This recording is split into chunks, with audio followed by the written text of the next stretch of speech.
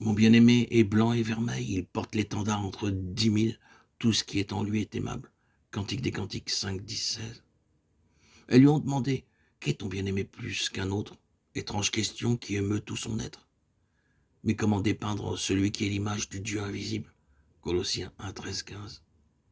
Les ombres qui obscurcissaient son esprit se dissipent, et voici que resplendit devant elle, et orné d'une gloire nouvelle, le soleil de justice qui porte la santé dans ses rayons. Malachie 4.2. Alors, elle fait de lui une description si glorieuse que ses auditeurs en sont émus. Mon bien-aimé est blanc et vermeil, dit-elle. Il est l'agneau immolé au milieu du trône.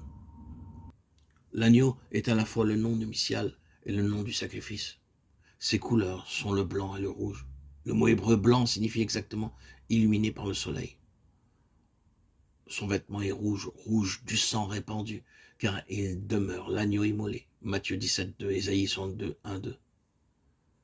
L'apôtre Jean connaissait depuis bien des années le Seigneur crucifié et ressuscité, lorsque lui fut accordé une vision de sa gloire, Apocalypse 1.16, laquelle fut suivie d'une autre vision, celle de l'agneau immolé au milieu du trône, Apocalypse 4. L'âme qui a suivi le Seigneur, malgré tous les obstacles, toutes les épreuves pour être rendue conforme à lui en sa mort, a-t-elle ici la vision de l'agneau? La chose est possible, car pour la première fois, elle semble le voir dans cette lumière éclatante, comme celle d'un cristal transparent dont parle Ézéchiel. Lumière qui enveloppe le trône de Dieu. Cependant, nimbé de cette glorieuse lumière, il est vermeil et porte les marques du sacrifice. Les mots blanc et vermeil permettent de penser qu'en cet instant, il s'est révélé à celle qui le cherchait comme l'agneau immolé. Il est le porte-étendard pour tous ceux qui veulent le suivre et devenir conformes à lui. Il est le chef entre 10 000, le premier-né de plusieurs frères. L'âme fidèle ne trouve point de mots suffisants pour décrire la gloire de son bien-aimé.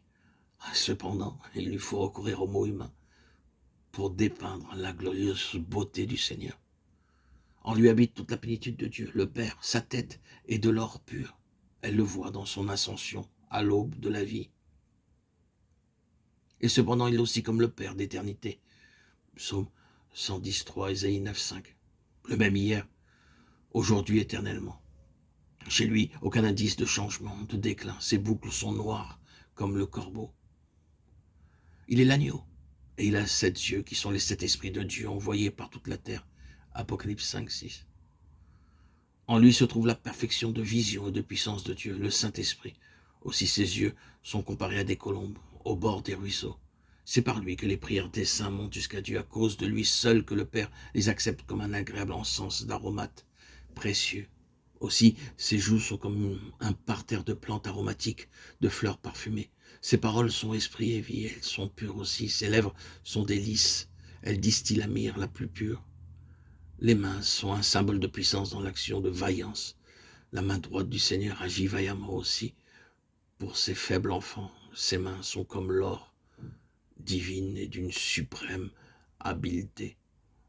Le corps préparé par le Père pour être son tabernacle ici-bas est comparé au trône de Salomon, trône fait en ivoire. Son corps est de l'ivoire poli couvert de saphir. Elle voit le Seigneur debout sur un piédestal d'or pur. Il est majestueux et glorieux. Tout ce qui est en lui est aimable. Comme en un miroir, celle qui est cachée voit la gloire du Seigneur. Préparation nécessaire pour qu'elle puisse être transfigurée en la même image de gloire en gloire. Elle achève sa description par ces joyeuses paroles. Tel est mon bien-aimé, ô fille de Jérusalem. Tel est mon ami.